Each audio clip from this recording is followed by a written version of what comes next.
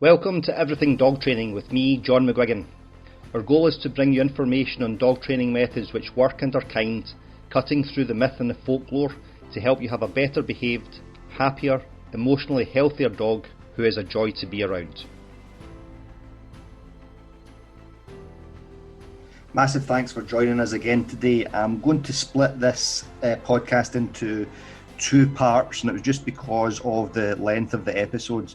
So generally try and keep the episodes between 25 and 45 minutes, and it's just for ease of consumption. And Innes and I got chatting. Still didn't cover everything that we wanted to cover, but we had a really good chat.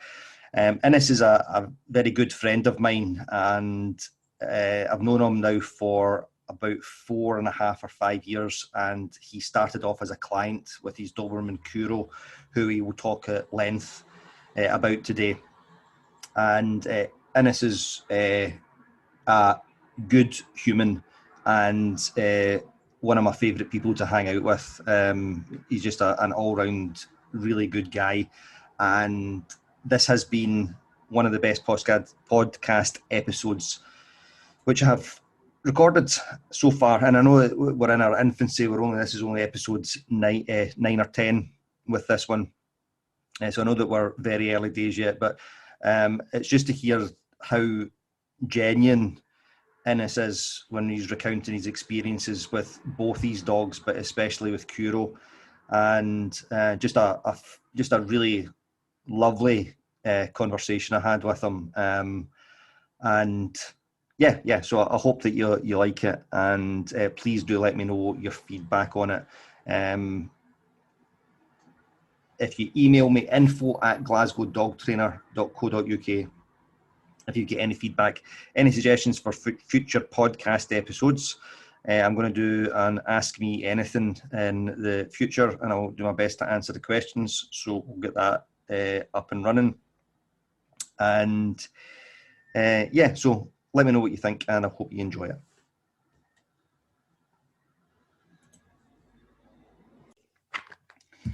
Right, thanks, Innes. Thanks for joining us this morning. So we've been trying to get this on the go for a while, but just schedules. How you doing? Yeah, good, and thanks for the opportunity to do this. I was kind of surprised when you asked me, but I know, looking forward to it. Right, so this will be interesting for folk to. I wonder how much people will be able to understand what we're both saying. So I think they'll understand you easier than me. Well, I don't know. I think that could be 50-50. The West Coast's a rather strong accent as well. Right. I'm trying to tone myself down and go slowly for the listeners. You're from Campbelltown. So where is Campbelltown in relation to Glasgow? Campbelltown, it's away in the west coast of Scotland. It's kind of made famous by Paul McCartney. He wrote the song about it, the Mull Kintyre. Yeah. So it's just sort of down that way. It's right at the very tip. On a clear day, it's that far over, you can see across to Ireland. Oh, stunning, wow. Absolutely stunning place. When you're standing in the Mull on a beautiful day, you can see right over to Ireland, and then you see all the tides meeting. There's like 7 different tides coming in. So you see all the whirlpools and the sea. Oh, nice. It's glorious. And then over to the left, when I grew up, that's where we had our caravan. You never used to go away and holidays abroad so often when I was young. My mum had like 4 kids. So we went to the caravan and down there for weeks every year. And my dad's had a wee fishing boat just for like crabs, lobsters, stuff like that. So we used to go out and do that. And what a childhood. You maybe never appreciated it as much as I should have. I know. But, when you're young, but no, what a way. And it's a stunning bit of the country. Somebody should definitely visit down there. It's gorgeous. I actually looked at it on the map recently, and it's interesting because we think that it's a jaunt to get there no matter which way you go from Glasgow, isn't it? Yes, the road is just ridiculous in bits. It's a lot better than it used to be, but it's your traditional old Scottish road. The Rest and Be Thankful is one of the routes on the way down there. Yeah. And that's why it's called the Rest and Be Thankful, because people used to stop at the top of the hill and sort of be thankful for getting to the top and enjoy the views. But it's genuinely one of my favourite bits of Scotland, because that bit down there is called the Arrochar Alps. Yeah, that's right. And that's where I go climbing up. Well, not climbing, more, just out with the dogs and up the hills. Stay away from the more popular ones, and then the dog can get more freedom.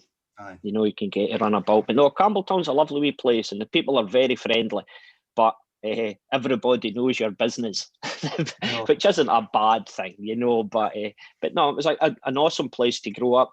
No knife crime, no really any fighting. Just just an awesome place to grow up when you were younger. But the city called. To give that perspective for folk listening to that. So when you're saying no knife crime, right? So Glasgow doesn't have much knife crime anymore. Not for the last 10 or 12, 14 years or something like that. It started changing. But it was hideously notorious for knife crime when we were young. So it's interesting that you say that. I always think that we have to give perspective on that for folk like that. Why would you mention that? It's because I live in the city now. When I was in the country, and it's the media again, they portrayed Glasgow. I mean, I live in Govan in Glasgow, as you'll know yourself. It's a really nice area. Well, it's not got the best name years ago, but it's getting changed now. Yeah. But since I've been in here about 14 years, and the people are so friendly, I've never had any hassle. Glasgow now, it feels like my second home. Campbelltown will always be my home, but I just more meant with Campbelltown, you're more growing up around sheep and cows and stuff like that, Whereas coming to the city, and then I meet people from the city. Some of them haven't even been to the country, which totally amazes me. Aye. But no, I mean, I'm more a city boy now. I love the city. Yeah, cool, awesome. And it's further south than Glasgow as well, actually. Yeah, because that's a kind of debate we have sometimes with people. You're going up to Campbelltown, but it's because you need to go up and then go further down. Yeah. Cool. All right. So we're going to talk about both your dogs today. So just tell us a bit about. Right. So we met. When would that have been? So when did you? 5.5, 6 years ago. Got Kuro in 2014. Yeah. December of 2014, the Doberman. So it was my very first dog of my own. I'd always wanted one, but with moving away from home to the city, just couldn't do it. I had to earn money. I had to get a decent job and earn good money. So with the hours I was working in my job, it was just never a possibility of getting a dog. But then stuff happens in life and things change. My mum had says to me, "Why are you working so much, son? Your life has just become about working." So that was when that started the ball rolling in my head. Because usually my mum, or your mum, MD's mum, you're not working enough. You need to get, and do more. So that was what. And then had some stuff happen in my life as well, and just needed a change. I wanted a new start, a new beginning, and always loved Dobermans. Just think they've always had a bad press, because nobody wants to know the good side of Dobermans. That doesn't fit anything. So got my first Doberman Kuro at 8 weeks old, and God, I've not turned back since then.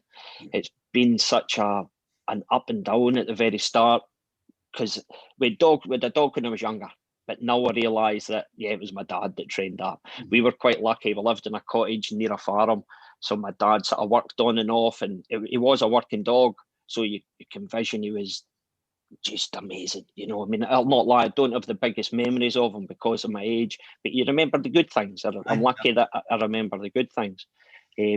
But then as I'm out in the parks with my dog, you get all the people with the knowledge coming up to help you. And most people are genuinely really nice or trying to be friendly, but that's a Doberman, a land shark. You need to watch, you need to be hard on them, you need to stay on top of them. And me not knowing, thinking, well, so far he's not been doing anything like that.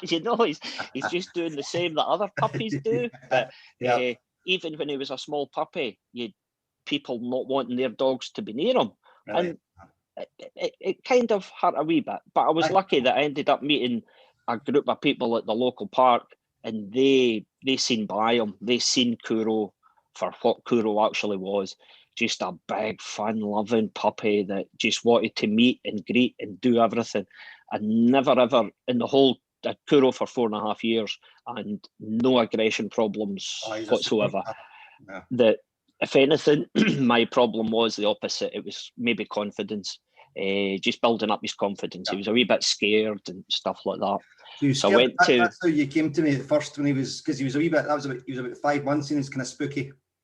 Yes, a couple of things happened that never helped us. Like, we were at the park one night and a dog that we ended up becoming super friendly with called Fudge. But we're in the dark, I'm out at night, just a late walk at night, and next minute we've got a Staffordshire coming at us through the darkness.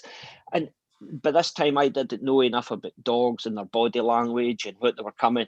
I've just seen a Staffy running towards us. So I sort of fell into that category. I judged that dog because I didn't know. Yeah.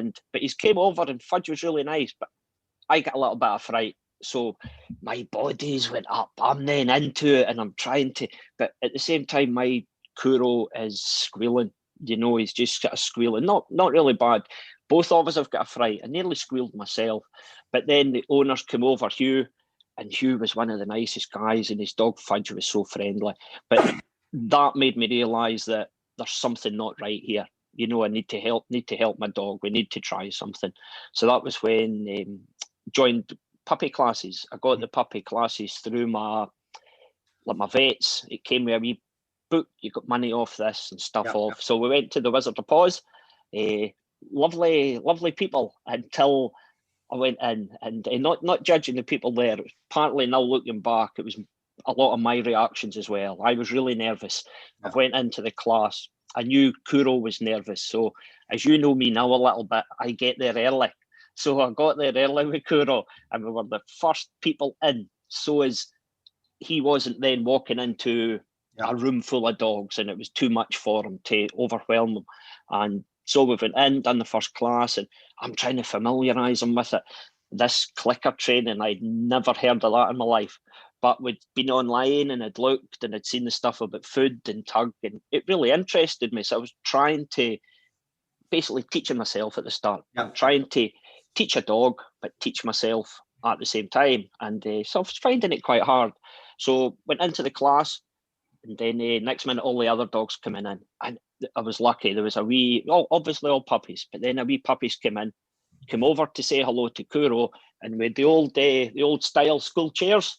So we're sitting in the chairs, and as the wee puppies come over to say hello, it never barked, it never done anything bad. Kuro was just bolted and hid behind my legs in below the chair. So I was kind of not sure what to do. And then the ladies came over. Oh, hello, nice to meet you. And speaking away about the dog.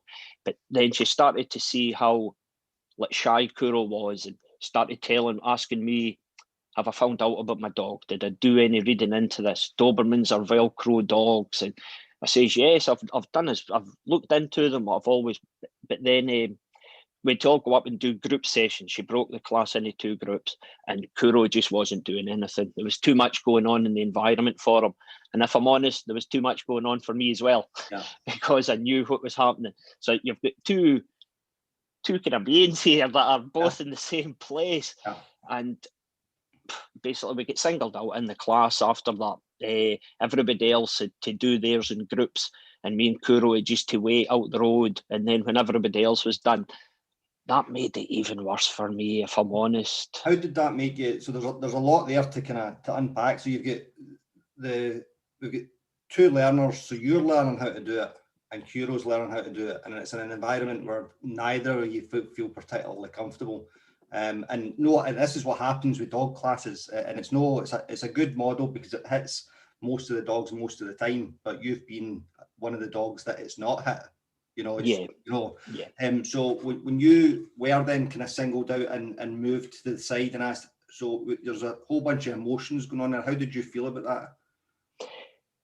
A little bit embarrassed at the start, if I'm honest, because I'm thinking, have I done something to my dog? What's wrong with my dog? Because for me, when a dog comes, they're just a wee blank kind of canvas as such. Yeah, they come with their traits, but now I'm starting to think, what have I done? Is he feeding off of me? And I knew I was a little nervous. I was already nervous when I went into the class, knowing what I was there to deal with. But then after we get singled out, it never helped me too much. But I have got that bit in me as well that I just say, right, come on then, let's get on with this. Aye. But it takes me a little bit there's that middle ground while you're making yourself move over to getting on with it. Yeah. But I mean, the lady was really nice, and I understood why she singled us out. Yeah. I mean, it was too much for Kuro. When we were in the group, he wasn't there. I couldn't perform. He couldn't do anything, you know. And I'll be honest, I nearly just left the class. But that bit in me as well, like, no, I'm not giving in. I'm not giving up. We will get somewhere. And we did get somewhere in the end, but the more, if I'm honest, after we'd kind of been singled out, I'm kind of, you know, it's away in my head now. And if I'd learned all the stuff I've learned since I started dog training, I would have totally tackled that differently. But that's the journey, isn't it? That's what we've learned, you know. So no, I mean, we got there a wee bit in the end, you know. But after that class, the lady even took me aside and says to me, like, I don't think group work is for you and your dog. You're going to need one-on-one training. And I thought, yes, for the first time I'm agreeing with you today. So that was when I just came home, and I'll not lie, sat not in the best of moods. Just thinking, what have I done? You know, is this the right thing? You know, I've got a Doberman here, and he's going to become a really big boy. But then Google, and with living in Glasgow, typed in Glasgow dog, and well, that's when you entered the picture. So there's some stuff there. It's like that when people are saying that you see this stuff, and we've had these discussions before over the last. And excuse me if I'm squinting while I'm talking. All right, I've pinched a nerve in my back, so I'm constantly fidgeting. If you see me making these funny faces when I'm talking to you, it's because I'm in a lot of pain. Somebody get the better of you at the gym? No, it's because we're not allowed to spar yet, so I'm not back. Right, okay. Yeah, we're still no contacts, no contact classes. So I'm just doing conditioning just now, but I'm in the last week. I've just not slept well at all. So, we've had these discussions before when you're talking about you see all this stuff. You mentioned it at the top when you started that everybody with a dog's got an opinion on how you should raise your dog. You know, same as everybody with a child has got an opinion about how you raise your child, and the people that we should be looking at for both of these things as people that actually study it as their job and research it. You know, because they're the people that they're speaking to. It's not one person; it's 50,000, 100,000 people, and collating data and all the rest of it. And one of the things that comes up is people will say, like, it's all in it is your dog, your puppy is that blank slate, but they're not. So the puppy's been, you got him at 8 weeks? 8 weeks old, yeah. Right. And then he's been, it's a 9 week or 9.5 week gestation for pups. All right. So there's developmental stuff going on, hormone influences and genetics, all going on in the womb. What's going on with the mum? What's going on with the dad? What's going on with our ancestors? Is all locked into those genes, and then you get 8 weeks at the breeder before they come. So it's not a blank slate, you know. And you got a puppy who was spooky. Well, when I did get him, obviously I've taken him to the vets, and he had a couple of wee rashes on him, and the vet was saying that it possibly could have been from like his litter mates, like maybe, you know, like urine or something like that. So then they started to think that because he wasn't, you know, just maybe the way he was treated in his home. But when I went to pick him up, you know, I mean, I met the mum, and I still always remember it to this day. You're looking for your dog in there, you know, your boy sort of thing. And I was looking about, and you couldn't see him anywhere. And then she goes, I know what'll work for him. And she shook the food bag, and here he came out the cage, strode right through, and just walked right up and sat down. But no, I do get the vets thought that there was maybe something had been happening. Who knows? Previously, you know. But we don't know, and that means we can give ourselves a break, you know. Because it wasn't anything that you'd done. And then, so we arranged some sessions at Parking. He was probably about 5 months at that time, wasn't he? Yes, aye. Yeah. And I remember the first time, and he was within the normal range of puppies for behaviour. He was on the shy side of that, you know, so he would back off away from our dogs, but it didn't take him too long to come round. No, he soon found his rhythm, you know. I mean, I must admit, and it was a combination of more me learning to give him to lead control. Yeah. treats, given the treats at the right time. But for me and Kuro, the biggest one was Tug. Absolutely for Tug. He just loved, I mean, I was lucky with his reinforcers. Each one each time could like trump the one previously, nearly, if that makes any sense. I could jump from food to Tug to a ball, and he would just do anything. But what I noticed with Tug, and you've probably seen yourself, is the world disappears when we are playing Tug. It's just me and Kuro just giving the wee dance. But what I did notice on the funny side is he would hear or sense dogs coming in, and when I'm playing Tug, you could see the eyes squinting round to the side just so as you could see. But that was a big game changer for us, because after that, his confidence just grew and grew, and it still just kept going, you know. And why do you think that was through playing Tug? Through playing Tug, he wasn't worried about anything else in the environment. Just started, it was just me and Dad. And for me, it was just me and my dog. He was confident in it. It was enjoyable for him. I think he was getting so much out of it, because he would play Tug with me anywhere. Because I've noticed sometimes when I'm helping friends with their dogs, that the Tug toy can just be dropped. Oh, wait a minute, I need to look over there. There's something happening. But for me anyway, it helped create a bond with us, and it just gave him confidence in himself. He was wrestling me and managing to take me down. Look, I'm a wee... But that was what it was about. The Tug game for us wasn't about beating each other. It was a bit of fun and teaching them and building them up from there. But all the different techniques. I mean, when I started doing the clicker training with you, I'll be honest, when you says the word antecedent, I'm like, okay. I went away home and Googled it. And I'm I know, I've changed some of how I teach since then. So. No, I don't mean it that way. No, I know you didn't. I know. A totally new concept for me, as you can imagine. You know, but, I mean, the purpose of these podcasts is to give people who are not dog trainers good, clean information on the science behind this. And this is the problem. And I have changed it. I speak in plain language now, and then if people are interested, what I will define what an antecedent is. So that's basically anything that happens prior to the behaviour. You know, but I see it with dog trainers online, and it's like bamboozling people with jargon, and it makes people sound as if they're dead. So you might know the terms, but if you can't apply them and don't know what they mean, you know. You were saying there about I'm playing Tug, so there's with you playing Tug with them. So there's a few points that you mentioned, which I just want to expand on a little bit. That you had. So he's playing Tug with you and he's looking over to the side. So he's still got an awareness that those dogs are there, but he's choosing to play Tug with you, which is lovely. And then the dogs that you're working with just now, when you start playing Tug with them and another dog comes in, they drop that toy, because what they're saying there is the dog is more important in that moment than the Tug toy in the game with you. You know, and these are just, it's questions to ask your dog. How comfortable are you, or what do you want to do here? And because you built that bond with Kuro and let him win, and that's the big thing, you know, is that he starts as he got older, because he was a big chunk of a dog, you know, and you're the biggest guy in the world. You know? No, we used to regularly get called little and large, and I know what one out of that I was, sort of thing, you know. But I don't mind all that. No. You know, absolutely, and it's a nice compliment about the duo, you know, and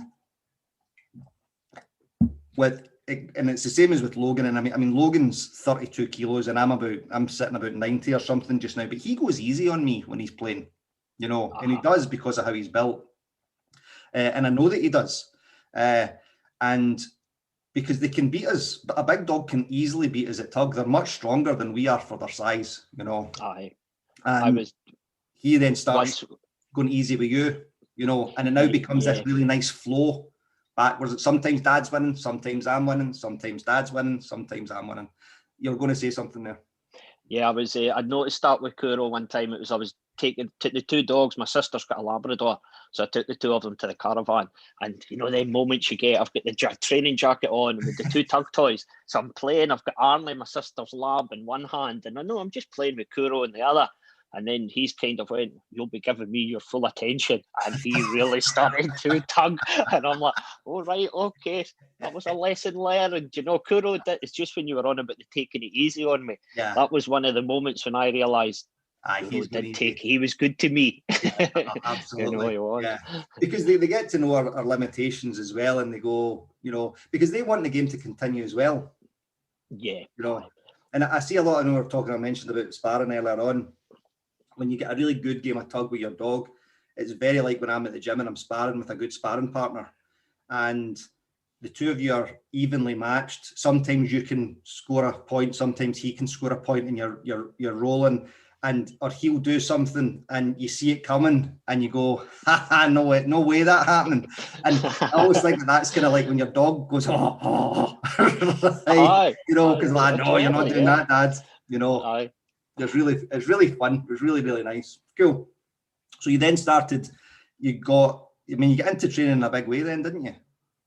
Oh, it just became a passion. I genuinely really enjoyed it. But if I'm honest, it was more, it was the people got to me a wee bit, like, as in, you've got a Doberman, you need to do this, he needs to work. And that was one of the first good bits of information I got off people, because I do understand about Dobermans and more. Well, when I say that, more, a working dog needs a job now, in my opinion. You need to give them something to do. I had a wee bit of trouble at the start with Kuro, with chewing stuff, getting in about, you know, but now I've realised why he was doing that, what his purpose was. And when we got into doing loads of training all the time, like I did tracking, we did obedience, he did protection work in the end.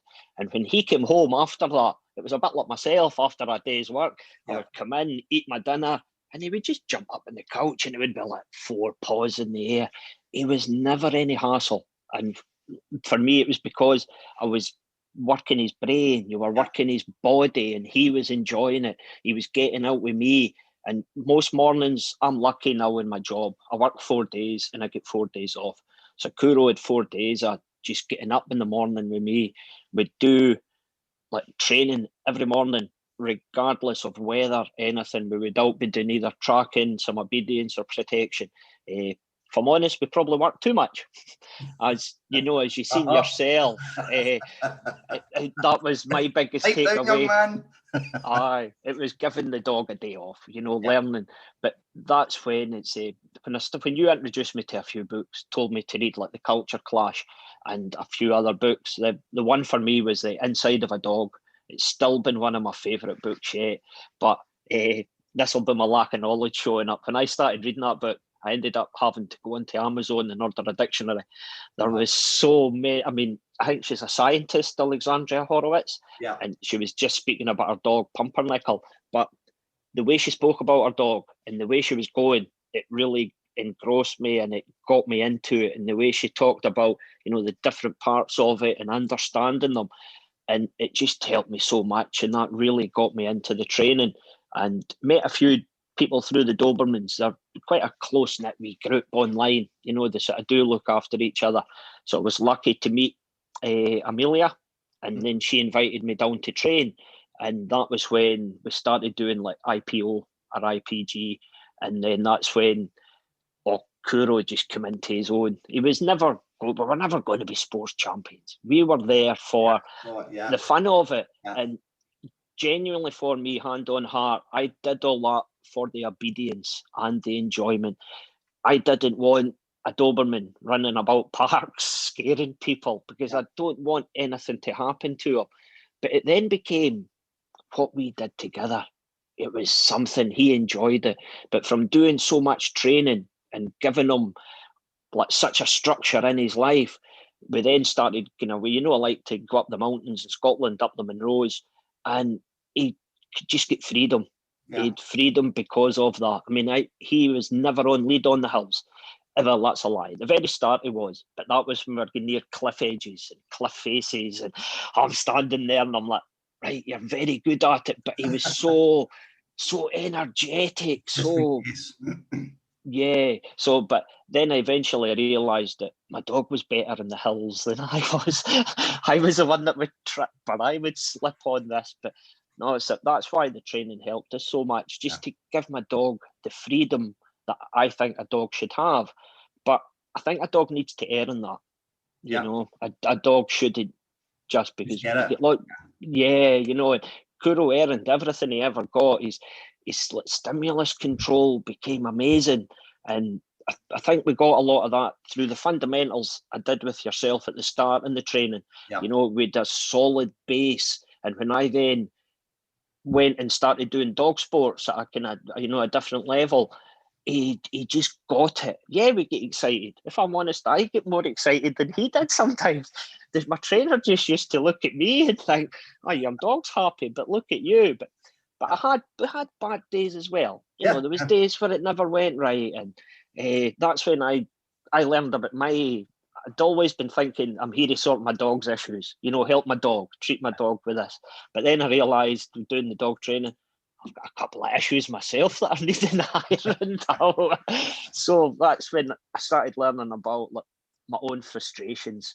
And because it was one day, just being honest, after I met you, Kuro was really young. I hit him a couple of times, but nothing major. And I was caught in that bubble of, you need to be on top of your dog, you need to do this. And then after I met you, my hand never touched him, because I realised that, wow, this is actually working even better, because my dog still likes me after I do this, you know. But then when I get caught up in when I get caught up, we both loved the dog sports. But when I was doing the dog sports, probably ego a wee bit with me. You know, I started to get too caught up in it. I basically forgot why we were there a couple of times. But then I realised in myself and I identified it. Like, it was my frustrations. Why is my dog not doing this? Why is he doing that? Kuro was amazing. He was bossing most stuff. But anytime a wee silly error, I was quite hard on myself about it. And then with being hard on myself, that was transferring down to the dog. So I started reading a wee bit more about, you know, like for myself, to help myself. For me personally, Jordan Peterson's been amazing. Just the way he speaks and the stuff. It's worked for me. I'm not saying it works for everybody. We've had discussions about it. But then it's whatever works for you, pal. It's whatever. And from then on, I just started looking at things totally differently, learning to identify what was happening with me and where we were going wrong. Because the trainer, I mean, big man's on the move in the background there. The trainer I worked with was amazing, Jock. He just basically, one of the days, he turned around and says to me, "Just see next week, Innes, you just take Kuro up to the gate and just stick Kuro in, because he listens to me better." And but it was me, that's when I was getting my frustrations. But Jock helped me with that. Jock says, "Look, it's all right, calm down." And after that, I never hit Kuro again after that. Never. And it still breaks my heart a bit that I did when he was young. You know, it really does. I mean, it does. But I'm so proud and happy that, you know, through the positive reinforcement, we've moved on. But it's not just helped my dog, it's helped me as well. And now that I've got the old dude here, as you can see, hiding in the corner, he's been a different challenge. But what I've learned previously off of Kuro, I'm learning just calm, just take it easy. And that now transfers into my dog as well. He's thinking, well, he's okay, we're fine, sort of thing, you know. There's a few things there I just wanted to, I'll ask, we'll chat about a bit. So all after you kind of, what I saw with your journey was, so you know the way that I train, right? And the folk that are new to this podcast, listen to this, I train using positive reinforcement as much as I possibly can. So I don't correct dogs. If the dog is doing something that I don't like, I'll remove them from the situation and then work at why is the dog doing what, and it's either dog's too wound up or we're asking too much for them, or they don't understand what we're asking. You know, so that's basically, they don't know what we're wanting to do. The motivation's not there to do it, all right, or the motivation's there to do something else. So it's a problem with what we're asking the dog to do rather than the dog's behaviour themselves. Thanks again for listening to this episode. Part 2 will be available just momentarily. So the two of them, I'm going to release both of them together. If you are so inclined, can you leave us a review on iTunes if you're listening to it on... if you're listening to the podcast on iTunes, it helps us massively and it helps us get the word out. You're also able to share this podcast from most smartphones. And if you're so inclined, would you also do that, or could you also do that to anybody that you think might benefit from this or any other episodes? Massive thanks, and I'll catch you next time.